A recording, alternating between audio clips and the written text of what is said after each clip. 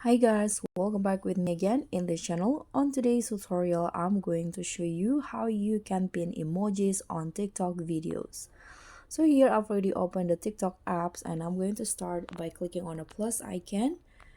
And here, once the camera is open, here you can record a video or you can just upload or choose one from your camera roll.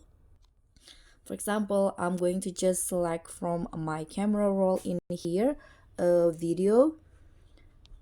Click on next, and what you need to do is here click on the sticker icon and then find the emoji that you want to add. So for example, I'm going to add this emojis right here, and if you want to pin it, you can just click on the emoji and you can see there is this pin option. So just click on that, and here you can adjust the where is the position where you want to put the pin, and after that you can click on pin.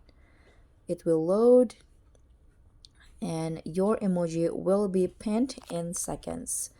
So that's pretty much all. Thank you so much for watching. Don't forget to like, comment and subscribe. Also click on the thanks. Bye.